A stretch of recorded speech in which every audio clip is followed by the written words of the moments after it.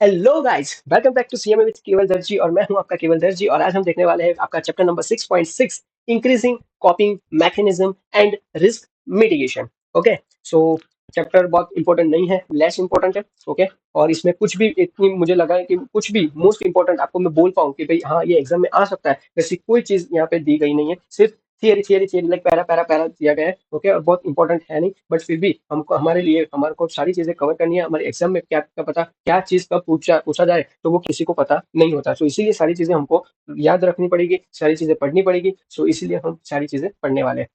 Okay, ठीक है। सो chapter number 6.6 और increasing coping mechanism and the risk mitigation. So पहले हम समझते हैं कि भाई increasing coping mechanism and risk mitigation क्या होता है, उसके बाद हम स्टार्ट करेंगे हमारा चैप्टर की शुरुआत। ठीक है। सो सिंपल शब्दों में इसका मतलब बताता हूँ कि भाई कॉपिंग मैकेनिज्म क्या होता है। पहली चीज हम क्या बात करेंगे, कॉपिंग मैकेनिज्म। इंक्रीजिंग का मतलब तो पता ही होगा, बट हम बात करेंगे कॉपिंग मैकेनिज्म का मतलब। सो कॉपिंग मैकेनिज्म मैकेनिज्म का मतलब क्या होता है कि भाई मतलब है कि भाई प्रॉब्लम, ऐसे प्रॉब्लम या तो फिर स्ट्रेस हैंडल करने का तरीका। सो मतलब जब लाइफ या तो फिर बिजनेस में प्रॉब्लम आती है तो हम उस सिचुएशन को कैसे मैनेज करते हैं उसको बोलते हैं कॉपिंग मैकेनिज्म। और रिस्क मिटिगेशन का मतलब क्या होता है कि भाई रिस्क को कम करना या तो फिर कंट्रोल करना, मतलब जो भी डेंजर या तो फिर लॉस का चांस जो है उसे आपको रिड्यूस कर पाओ। सो यानी पूरे चैप्टर का फोकस ये है कि भाई हम अपने स्ट्रेस हैंडल करने के तरीके कैसे इंप्रूव करें और रिस्क को कैसे हम कम करें। ठीक है, ताकि हम अपने गोल्स को स्मूथली अचीव कर सकें। ठीक है। सो एग्जांपल यहाँ पे मैं बताता हूँ कॉपिंग मैकेनिज्म का। सो सपोज करो कि मान लीजिए भाई आप एक एग्जाम की तैयारी कर रहे हो और लास्ट दिन ही आपको लगता है कि भाई सब कुछ याद नहीं हो रहा है। सो अब यहाँ दो तरह के लोग होते हैं। पहली चीज कि भाई एक बंदा कि भाई जो पैनिक करता है और डीमोटिवेट हो जाता है, और दूसरा बंदा जो अपने स्ट्रेस को हैंडल करता है, थोड़ा रिलैक्स करता है और फिर इंपॉर्टेंट टॉपिक्स को ही रिवाइज करके चला जाता है। ओके, तो इस और ये सेकंड जो बंदा है उसको ही बोलते हैं कॉपिंग मैकेनिज्म यूज करना कर रहा है। ओके, ऐसा बोला जा सकता है कि भाई जो सेकंड बंदा था जिसने हैंडल किया, स्ट्रेस को हैंडल किया, थोड़ा रिलैक्स किया एंड फिर जो इंपॉर्टेंट टॉपिक्स हो उसको ही क्या किया, रिवाइज कर लिया, तो वो क्या कर रहा है, कॉपिंग मैकेनिज्म को यूज कर रहा है। सो मतलब वो अपने स्ट्रेस को हैंडल करके करने के लिए एक स्ट्रेटजी यूज कर रहा था। ओके, इसको भी बोलते हैं कॉपिंग मैकेनिज्म। एंड रिस्क मिटिगेशन का मैं एग्जांपल यहाँ पे लूँ तो सपोज करो कि भाई बिजनेस में मान लो कि भाई एक कंपनी नए प्रोडक्ट लॉन्च कर रही है और रिस्क ये है कि भाई प्रोडक्ट मार्केट में फेल हो सकता है। अगर कंपनी बिना रिसर्च किया प्रोडक्ट लॉन्च करती है तो ये रिस्की होगा, ऑब्वियसली बात है। बट लेकिन अगर कंपनी पहले मार्केट रिसर्च करे, कस्टमर्स का फीडबैक भी ले, फिर प्रोडक्ट लॉन्च करे तो रिस्क कम हो जाएगा। सो ये होता है रिस्क मिटिगेशन, यानी कि भाई रिस्क को पूरा खत्म नहीं करना है बट लेकिन उससे वो आपको क्या करना है, कम करना है। ठीक है। सो सिंपल वर्ड में फिर से चैप्टर का बता देता हूँ कि क्या बोलना चले जाएगा पूरा चैप्टर। सो प्रॉब्लम और स्ट्रेस को हैंडल करने के लिए अपनी कॉपिंग स्किल को इंप्रूव करो, और जो भी रिस्क लाइफ या तो बिजनेस में है उन्हें कम करने के लिए आपको प्रैक्टिकल स्टेप्स लेना पड़ेगा। यानी एक तरह से ये चैप्टर हमें मेंटली स्ट्रांग बनाता है और प्रैक्टिकली सेफ रहने का तरीका देता है। ठीक है, तो समझ गए होंगे कि कॉपिंग मैकेनिज्म एंड रिस्क मिटिगेशन में ये चैप्टर में हम क्या पढ़ने वाले हैं, और दोनों का मतलब भी हम अच्छे से समझ गए। तो ठीक है, मैं 1 मिनट जस्ट मैं थोड़ा पानी पी लेता हूँ, फिर हम स्टार्ट करेंगे लाइन बाय लाइन सारी चीज का देखेंगे, पूरा चैप्टर हम खत्म करेंगे। ठीक है,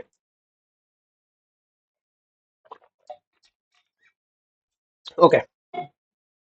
सो स्टार्ट करते हैं। सो भाई इसमें से पहले मैं फिर से बताता हूँ, इंपॉर्टेंट कुछ नहीं है, बट मैंने कॉपिंग मैकेनिज्म एंड रिस्क मिटिगेशन का इतना बड़ा अच्छे से मैंने आपको समझा दिया कि आपको कोई भी पूछे कि भाई इसका मतलब क्या है, आप तुरंत उसका आंसर दे पाओगे। ठीक है, चलो स्टार्ट करते हैं। ओके, सो क्या बोल रहे हैं, स्टार्ट करते हैं कि भाई the concept of the coping mechanism and और strategies is closely related to the idea of survival and threat. It is the key concept of the emergency management. यानी क्या बोल रहा है, यानी बोल रहा है कि भाई कॉपिंग मैकेनिज्म जो होता है का मतलब ये ऐसा है कि भाई ऐसा तरीका जिससे इंसान अपनी सर्वाइवल की एबिलिटी जो है वो बढ़ाता है और खतरे से निकलता है। सो ये एक इमरजेंसी मैनेजमेंट का एक इंपॉर्टेंट भी हिस्सा माना जाता है। ठीक है, फिर बोल रहा है this is the working definition. Okay, coping is the capacity, a capacity to respond and to recover from the something stressful, example disaster. Okay, so main चीज हम तो ये चीज क्या बोल रहा है कि भाई coping is the capacity and capacity to respond and the recover from the something stressful, example disaster. So ये चीज क्या बोल रहा है कि भाई capacity to respond and to recover from something stressful. अभी सपोज करो कि हम डिजास्टर यहाँ पे दिखाया है, तो फिर डिजास्टर में हम एग्जांपल लेते हैं अर्थक्वेक। अभी अर्थक्वेक आएगा तो हम पहले रिस्पॉन्ड करते हैं। रिस्पॉन्ड यानी क्या कि भाई अर्थक्वेक आया तो पहले हम अपनी जान बचाते हैं, तो हम जान बचाने के लिए बड़े से मैदान के बीच में चले जाएंगे घर से निकल के। ओके, तो ये अब हमने क्या किया, रिस्पॉन्ड किया। अभी रिकवर, रिकवर यानी क्या है कि भाई सपोज करो कि अभी अर्थक्वेक आया तो ऑब्वियसली है कि बहुत सारे जो आपके जो घर है वो घर यानी आपको पता ही होगा ना जहाँ पे आप रहते हो, तो वो क्या होता है कि टूट फूट जाते हैं या तो फिर उसके अंदर की कोई सारी चीजें टूट फूट जाती है, निकल जाती है। ओके, तो मेन चीज हम क्या करते हैं, उससे रिकवर करते हैं। रिकवर यानी कि भाई जो भी आपका घर में कुछ सामान वामान टूटा या तो फिर बहुत सारी जगह तो ऐसा होता है कि घर भी टूट जाता है, तो उसको रिपेयर करते हैं। ओके, सो उसको क्या बोलते हैं, रिकवरी करना। ओके, सो ये होता है आपका respond and to recovery from something stressful. ठीक है, चलो आगे बढ़ते हैं। Vulnerability and the capacity to cope are the two facts of the same coin. Two facts of the same coin, and the more one is the vulnerable, as the less one has the capacity to cope, and more one tends to adopt coping mechanism. यानी क्या बोल रहा है कि भाई vulnerability क्या होता है, कमजोर होना। ओके, उसको क्या बोलते हैं, कमजोर होना। और कोप करने की कैपेसिटी, दोनों एक सिक्के के दो पहलू जैसे ही होते हैं। लाइक जितना इंसान वल्नरेबल होगा उतना ही उससे आपका नया कॉपिंग मैकेनिज्म अपनाना पड़ेगा। ठीक है, अभी सपोज करो कि भाई आपका कोई गरीब लोग डिजास्टर में ज्यादा अफेक्टेड होते हैं ऑब्वियसली, तो इसलिए उन्हें नया तरीके से आपको ढूंढने पड़ते हैं लाइक और बचने के लिए। ओके, और बहुत सारे ऐसे तरीके ढूंढने पड़ते हैं कि वो जो आपके पास अभी कॉपिंग मैकेनिज्म यूज करते हैं। ओके, कि उनको स्ट्रेस अभी कुछ डिजास्टर है तो उसमें से तरीके निकालने पड़ेंगे कि भाई कौन कौन से चीज कर सकते हैं, क्योंकि वो लोग ऑब्वियसली पहले से ही गरीब है। ओके, फिर vulnerability and capacity to cope recognizes in three sets of the cause infrastructure. Okay, फिर that is the age, size, environment, demographic structure of the community, etc. फिर structure जिसमें आपका individual social economic status service available to the community. And third होता है आपका super structure जिसमें आपका literacy illiteracy culture beliefs attitude and fatalism etcetera चीजें होती है। ओके, सो मेन चीज क्या बोल रहा है कि भाई वनरेबिलिटी जो होता है और कॉपिंग की कैपेसिटी, सो तीन तरीके इसका एक कॉजेज से जुड़ी होती है। First infrastructure, second structure and third super structure. Okay, और उसमें से कौन कौन से एग्जांपल आते हैं तो वो वहां पे अंदर लिखा है, तो आप डायरेक्टली पढ़ सकते हो। ठीक है, so there are the no standards for the coping strategy, they vary depending on and are the influence by the social culture factors. Okay, so main बोल रहा है कि भाई कॉपिंग स्ट्रेटजी है वो एक फिक्स चीज नहीं है, ये अलग अलग रीजन कल्चर और सिचुएशन के हिसाब से बदलती लाइक चेंज होती रहती है। ओके, बदलती रहती है। ठीक है, coping strategies vary by the region, community, social group, house gender, age, season, time in history. Okay, so किस चीज से बदलती रहती है, तो ये सारी चीजें से आपका जो भी कॉपिंग स्ट्रेटजी है वो बदलता रहता है। And they are the deeply influenced by the people's previously experience. Okay, और ये पुराने एक्सपीरियंस से भी इन्फ्लुएंस भी होती रहती है। So to cope implies much less control over the situation than to manage. यानी क्या बोल रहा है कि भाई कोप का मतलब है कोई सिचुएशन पे आपको कम कंट्रोल, जबकि मैनेज का मतलब होता है कि भाई ज्यादा कंट्रोल। ओके, अभी सपोज करो कि भाई फ्लड आया तो लोग टेम्पररी एडजस्ट करते हैं तो उसको बोलते हैं कोप, बट लेकिन गवर्नमेंट फ्लड जो है आया है तो उसको कंट्रोल सिस्टम एक बनाती है तो उसको क्या बोलते हैं, मैनेज करना। ओके, सो ये चीज बोली गई है, सो ये आपको देखना है। और इसमें सारे ऐसे बड़े बड़े टॉपिक्स ही दिए गए हैं। ठीक है, चलो further more, the coping useful cognitive strategy helps to solve the problem and overcome negative situation. यानी क्या बोल रहा है कि भाई कॉपिंग एक यूजफुल सोचने का तरीका होता है कि भाई जिसमें प्रॉब्लम को सॉल्व करना और नेगेटिव सिचुएशन को आप हैंडल करने में आप क्या करते हो, मदद करते हो। फिर there is the connection between the entrepreneur coping and the firms innovation ambidexterity. Okay, यानी क्या बोल रहा है कि भाई एंटरप्रेन्योर की कॉपिंग स्ट्रेटजी और फर्म्स की इनोवेशन कैपेसिटी में डायरेक्ट कनेक्शन होती है। ठीक है, फिर बोल रहा है कि सेफर्ड एंड द पेट्सलेट 2018 में डिस्कस किया था regulation approach which use coping strategy as way to direct entrepreneur process of the learning and the elevate the negative impact of the business failure. यानी बोला था कि भाई आपका जो भी रेगुलेशन अप्रोच का मतलब क्या है कि भाई कॉपी का मतलब है बिजनेस फेलर से सीखना और उसके नेगेटिव इफेक्ट को आपको कम करना है। ओके, सो वो आपको एक थियरी दी गई थी। According to the regulation approach document by the Lazarus and the Folkman, copying has been observed, maintained and increase the realistic thinking and the relieve stress। तो स्ट्रेस, ओके, सो मेन चीज यहाँ पे क्या बोल रहा है कि भाई रिसर्च के मुताबिक आपका जो भी कॉपिंग स्ट्रेटजी है वो इंसान को रियलिस्टिक बनाती है और स्ट्रेस भी कम करती है। ठीक है, सो यहाँ पे बोला गया two classification, problem focused and emotional focused coping and discussed and the comprehensively investigate for their operation in the overcoming negative impact of the business failure. यानी क्या बोला गया है, तो पहली चीज कि भाई यहाँ पे टू क्लासिफिकेशन आपको दिए गए, problem focus and emotional focus. Okay, तो दो टाइप के होते हैं। Okay, problem focus and emotional focus दो टाइप के रहते हैं। ओके, सपोज करो कि भाई जो लॉस होने पर एक इंसान नई जॉब ढूंढता है तो वो है आपका प्रॉब्लम फोकस, बट जबकि दूसरा अपना इमोशन को कंट्रोल करता है तो वो होता है इमोशनल फोकस। ओके, फिर जो भी स्टेफर्ड एंड जो क्या नाम है पेटजेल्ट। Okay, argued that the copying will work for the individual level and helps an entrepreneur to recover from the failures and negative innovation caused by the same. They have the further discussed how the copying has the elucidated and the retrieval process from the negative sentiment in the tandem with the entrepreneur knowledge. यानी क्या बोल रहा है कि भाई research कहती है कि भाई कॉपिंग एंटरप्रेन्योर को फेलर से रिकवर करने में मदद करती है। ओके, फिर से बोल रहा हूँ, रिसर्च कहती है कि भाई कॉपिंग एंटरप्रेन्योर को फेलर से रिकवर करने में आपका क्या मदद करता है। और वो थियरी किसने दी थी? शेफर्ड एंड पेट्जेल्ट ने। ठीक है, चलो आगे बढ़ते हैं। Chen J et al. 2020 may obtain the result to support the fact that the entrepreneurs who failed in the previous business with more accurate copying combination can learn from their experience of the business failures and concurrently recuperate from the pain triggered by the unsuccessful ventures. Okay, यानी क्या बोल रहा है? यानी बोल रहा है कि भाई रिसर्च ने दिखाया कि भाई जो भी एंटरप्रेन्योर्स पहले फेल हुए उन्होंने कॉपिंग के सही तरीके यूज करके अपनी जो गलतियां थी, ओके, उससे उन लोगों ने सीखा है। सपोज करो कि भाई एक बिजनेसमैन पहले लोन की वजह से फेल हुआ था, सो अगले बिजनेस में वो अपने फाइनेंस बेटर मैनेज करेगा। ओके, सो वो पॉसिबिलिटी है। सेकेंड चीज, they showed the serious role of the entrepreneur cognition particular after the business disaster. यानी भाई दूसरा पॉइंट ये था कि भाई आपका जो एंटरप्रेन्योर सोच, ओके, जिसको बोलते हैं कॉग्निशन कॉग्निशन, ओके, उसको क्या बोलते हैं? एंटरप्रेन्योर सोच, एक सोच है, तो फेलर के बाद और स्ट्रांग हो जाती है। ओके, फिर बोल रहा है कि भाई certainly redesigning of the cognition structure and the choice of suitably processing system for the information sharing are both pivotal for the an entrepreneur। यानी क्या बोल रहा है कि भाई फेलर के बाद अपनी सोच को एक रीडिजाइन करना और सही इंफॉर्मेशन शेयर करना एंटरप्रेन्योर के लिए एक बहुत जरूरी है। थर्डली बोल रहा है कि भाई the first the sorry the first नहीं, thirdly बोल रहा है कि भाई result of the research showed that the attitude of the entrepreneur becomes the comparatively conservative after the witnessing business failure। यानी क्या बोल रहे हैं? यानी बोल रहा है कि भाई बिजनेस फेलियर के बाद एंटरप्रेन्योर थोड़ा कंजर्वेटिव अप्रोच एडॉप्ट करता है। सपोज करो कि भाई अगर पहले रिस्की इन्वेस्टमेंट में पैसा गया तो अगली बार वो सेफ प्रोजेक्ट चूज करेगा ना, ऑब्वियसली कोई भी वही करेगा। ठीक है, फिर रिस्क रिडक्शन और मिटिगेशन, अभी नया टॉपिक चल रहा है आपका रिस्क रिडक्शन और मिटिगेशन। ठीक है, तो समझते हैं। भाई बोल रहा है कि भाई रिस्क रिडक्शन और ऑप्टिमाइजेशन एम्स है, उनका एम है कि भाई at the reduction in the severity of loss और the probability that loss may not be the past. यानी भाई कि भाई रिस्क रिडक्शन का मतलब है कि भाई रिस्क की जो भी सेवेरिटी या तो फिर प्रोबेबिलिटी है उसको कम करना। ठीक है, सपोज करो कि भाई इंश्योरेंस लेना एक रिस्क रिडक्शन है। ओके, सो वो चीज बोल रहा है। While the risk can be helpful or harmful, optimization leads to balance between the negative risk and the advantage of the operation.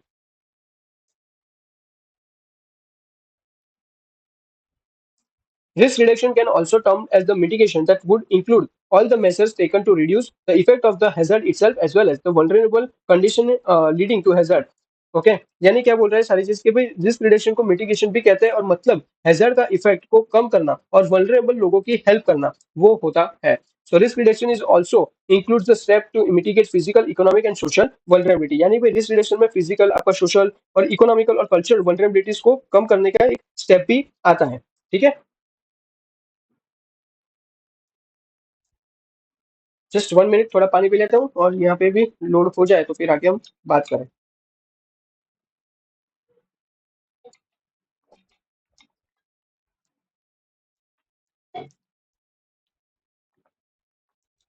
I know ये चैप्टर थोड़ा बहुत बोरिंग है, पता नहीं चलेगा कि क्या बोलना भी चाह रहा है, क्या इम्प्लीमेशन करना है हमको। ओके, क्योंकि आई नो मैंने भी देखा है ये चैप्टर में बहुत सारे लाइक बहुत सारी चीजें ऐसी है कि भाई थोड़ा बहुत एडवांस लेवल पे भी आपका लिए बहुत यूज होती है।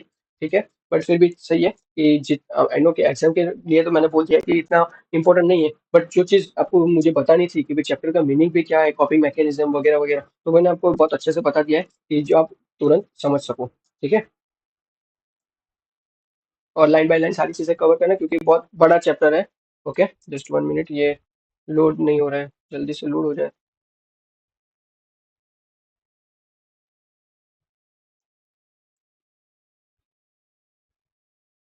Just 1 minute guys, just 1 minute.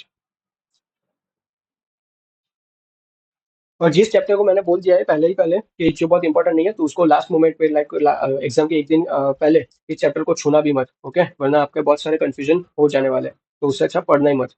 ऐसे ऐसे चैप्टर को पढ़ना मत कि जहाँ से आपको भी पता है कि भाई चैप्टर में से क्वेश्चन क्या एमसीक्यू भी बन नहीं पाएगा, सो उसको आप टोटली अवॉइड कर सकते हो, टोटली। ठीक है, ओके चलो लोड हो चुका है। देखो अभी तो इतने सारी चीजें आपको देखनी है, ये सारी चीजें हमको अभी देखनी है, line to line line by line देखेंगे। ओके क्योंकि इसमें मैं डायरेक्ट आपको बता भी नहीं पाऊंगा कि पैराग्राफ में क्या बोलना चाहेगा, या तो फिर मैं डायरेक्ट बता पाऊँ। ठीक है, कोई नहीं, चलो तो या तो फिर वैसे ही करें कि भाई डायरेक्ट पैराग्राफ वाइज सब बता दूं, क्योंकि आई नो कि इंपॉर्टेंट बहुत है नहीं, बट ठीक है फिर भी क्या करें, चलो बताओ, आप बताओ तो वैसे ही करते हैं। मुझे लगता है कि डायरेक्ट पैराग्राफ वाइज ही कर देते हैं कि भाई इतने पैराग्राफ में क्या बोलना चाह रहे हैं, तो मैं डायरेक्ट उतना आपको डायरेक्ट बता देता हूँ। ठीक है, चलो। So mitigation carried out such that, या तो फिर एक काम करते हैं, एक पैराग्राफ पूरा मैं पढ़ लेता हूँ, फिर मैं डायरेक्ट आपको बता देता हूँ कि इस पैराग्राफ में क्या बोलना चाह रहे हैं। ठीक है, सो वही चीज करते हैं, बेटर है। सो मीटिंग तो मुझे भी पता चलेगा ना, मैं ऐसे थोड़ी डायरेक्ट बता दूंगा इसमें क्या है। आई नो कि मैंने बहुत बार रिवाइज किया है, बट फिर भी mitigation carried out is the such that there should be and the ultimate reduction in the loss due to the hazard. Sometimes the certain steps take to mitigate the hazard may turn out to be more damaging, as in the case of the certain fire suppression system.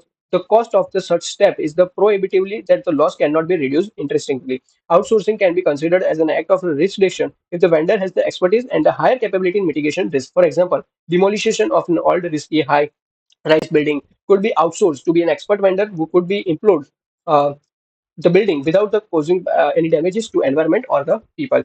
Okay, यानी क्या बोल रहा है, यानी बोल रहा है कि भाई मिटिगेशन का मतलब है कि भाई हजार्ड, जो हजार्ड है उसको के खतरे को आपको कम करना है। अगर हजार्ड यानी बहुत हजार्ड होता है ना, बहुत खतरे वाला चीज होता है। ओके, तो उसको क्या वो करना है, कम करना होता है। बट लेकिन सोचो भाई अगर कोई भी गलत स्टेप लिया या तो फिर उठाया जाए, तो उसके जो साइड इफेक्ट्स या तो फिर और बड़े जो हो जाते हैं। ओके, साइड इफेक्ट्स और बड़े हो जाते हैं। ओके, क्योंकि उसका जो सॉल्यूशन है वही गलत आपने ले लिया, तो फिर वो सारी चीजें साइड इफेक्ट्स बड़ी हो जाएगी। सपोज करो कि भाई अगर केमिकल प्लांट में फायर लगे और बिना सोचा समझे किसी ने पानी से फायर बुझाने का कोशिश भी की, तो और वहाँ पे ऑयल या तो फिर केमिकल फायर भी हो, तो पानी से भी आपका जो फायर या तो फिर स्प्रेड हो सकता है। सो मतलब भी रिस्क मिटिगेट करने था, पर लॉस और बढ़ गया। ओके, सो लाइक पानी से वैसी आग नहीं बुझ पाएगी।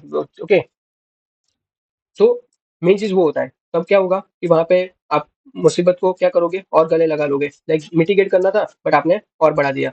ओके, एक और एग्जांपल दिया गया है सो आउटसोर्सिंग का, जैसे कि भाई एक पुरानी हाई राइज बिल्डिंग को तोड़ना हो। सो अगर अनट्रेन्ड लोग आप करेंगे तो आपका जो कॉलअप्स हो सकता है और आसपास के एरिया को भी नुकसान हो। बट लेकिन अगर एक्सपर्ट डेमोलिशन कंपनी को आउटसोर्स कर दिया जाए, तो आपका जो इम्प्लोएशन मेथड जो यूज करती है, तो वो सेफ तरीके से आपका बिल्डिंग गिरा देगी बिना नियर बाई प्रॉपरली या लोगों को डैमेज दिए।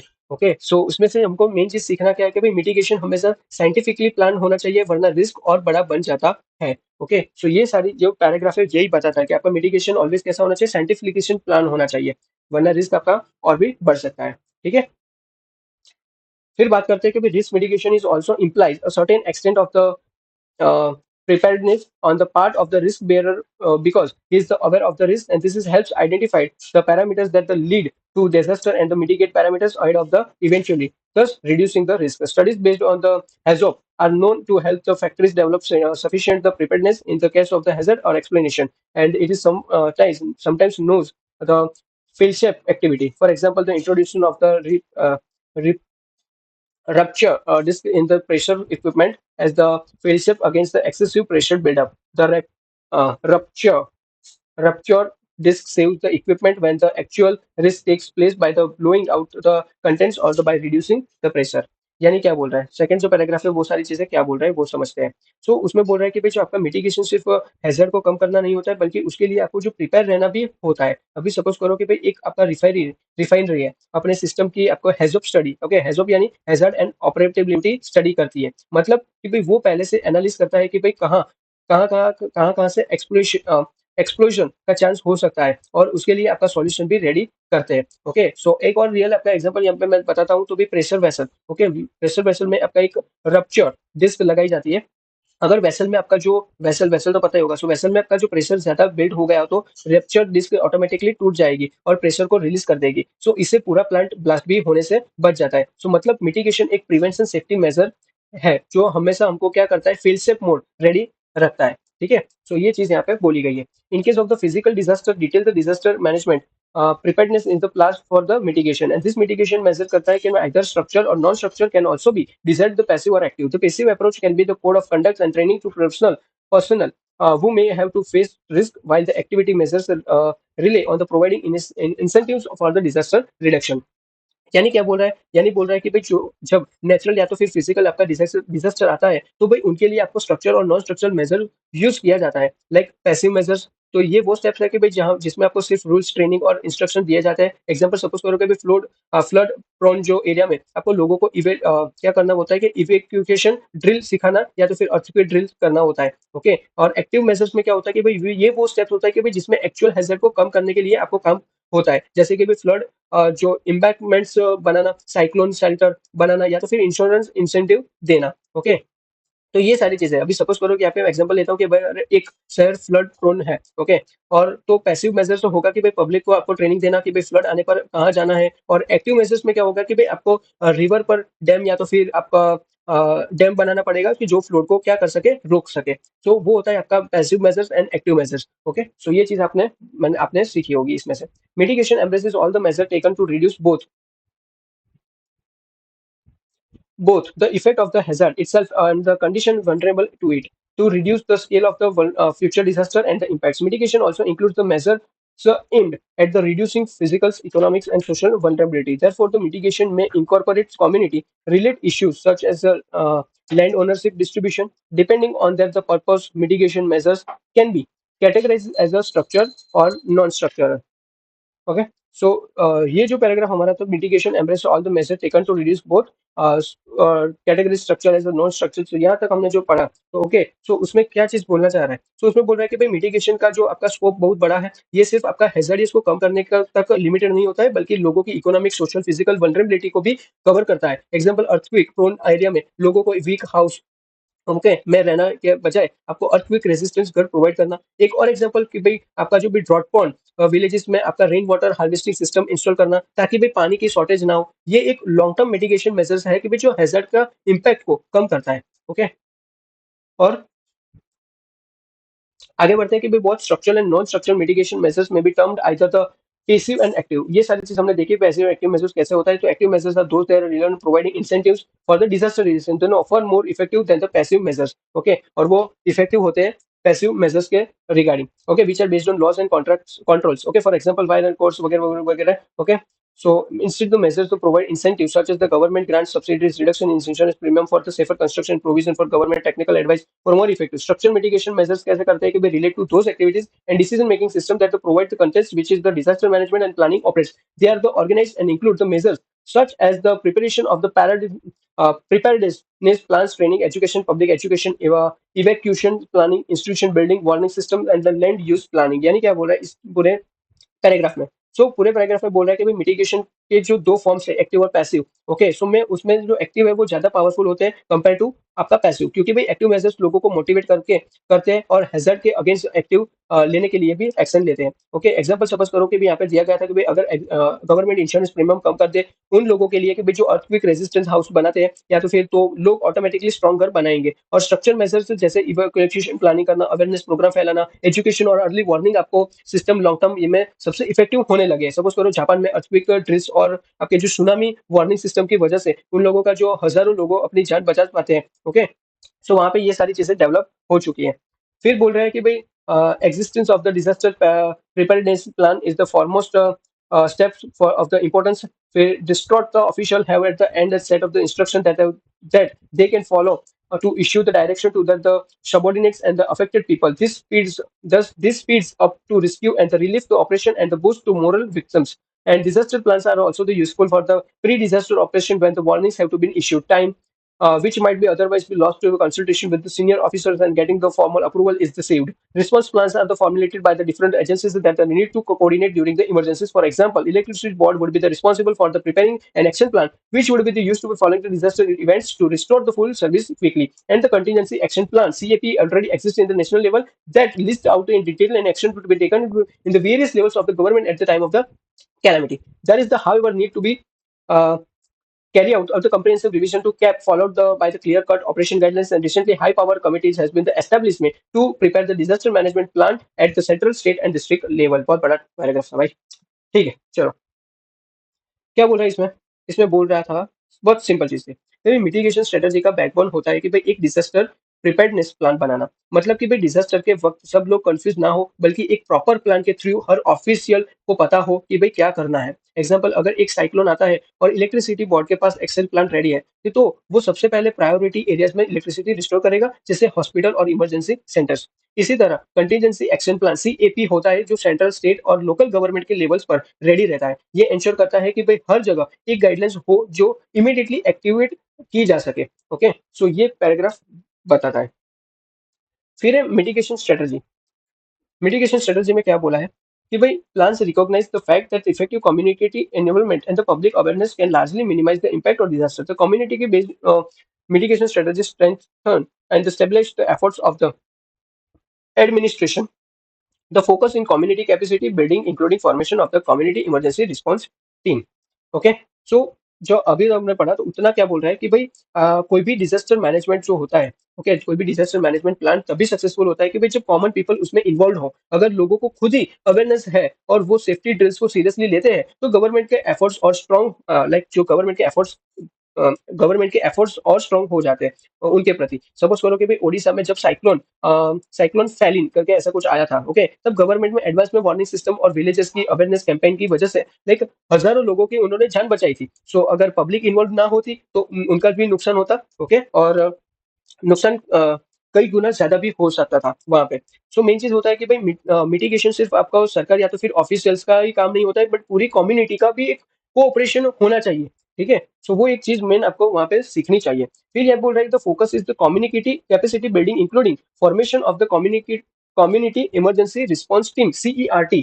ओके, सो मेन चीज यहाँ पे क्या बोल रहा है कि भाई यहाँ पे फोकस है कि भाई लोकल कम्युनिटीज को स्ट्रांग बनाया जाए। मतलब भी लोगों को ट्रेनिंग देना चाहिए, नॉलेज और रिसोर्सेज दिया जाए कि भाई ताकि जब भी डिजास्टर आए तो वो अपने एरिया में तुरंत रिस्पॉन्ड कर सके। इसके लिए उन लोगों ने क्या बनाया था, एक CERT like community emergency response team भी बनाए। तो ये टीम ट्रेन करता है वॉलंटियर्स की होती है, तो जो fire safety, fire aid, search and rescue भी जैसे काम सीखते हैं। ओके, और मैं थोड़ी बहुत हिस्ट्री की बात करूँ तो भी CERT को जो आइडिया था वो सबसे पहले आया था 1985 में आया था। ओके, और वो भी कहाँ पे आया था, लॉस एंजल्स पता ही होगा आपको, USA में है।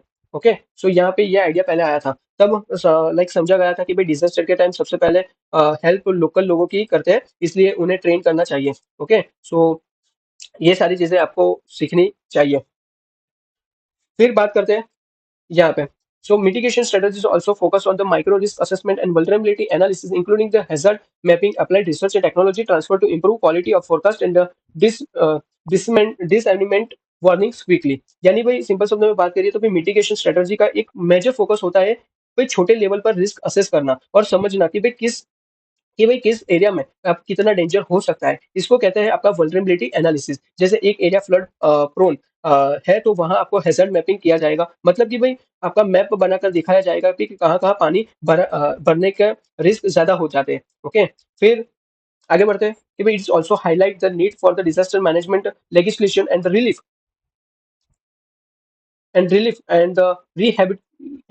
rehabilitation policy that would be define the specific role and responsibility, as well as set up permanent administration structure and institutional mechanism for the disaster management। यानी बोल रहा है कि भाई एक प्रॉपर कानून, ओके, यानी बोल रहा है कि भाई एक प्रॉपर कानून और पॉलिसी की जरूरत होती है जो क्लियरली बता सके कि भाई डिजास्टर के टाइम कौन क्या करेगा। सिर्फ टेम्पररी नहीं बल्कि परमानेंट स्ट्रक्चर और इंस्टीट्यूशन होने चाहिए कि भाई जो हमेशा रेडी रहे। ठीक है, फिर बोल रहे हैं आगे the importance of the land use planning and regulation for sustainable development which include the development and implementation of the building codes serve as the guidelines to managing disaster.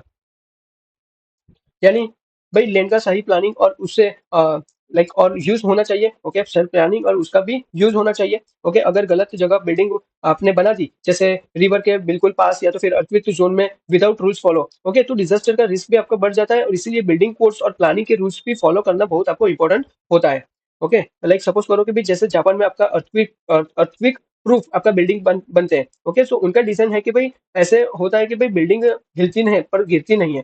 So ये land use planning और building code का best example यहाँ पे दिया गया था। Okay, यहाँ पे जापान में ही है। Structure and non structure measures given in the mitigation strategy document are used to avoid damages during the disaster.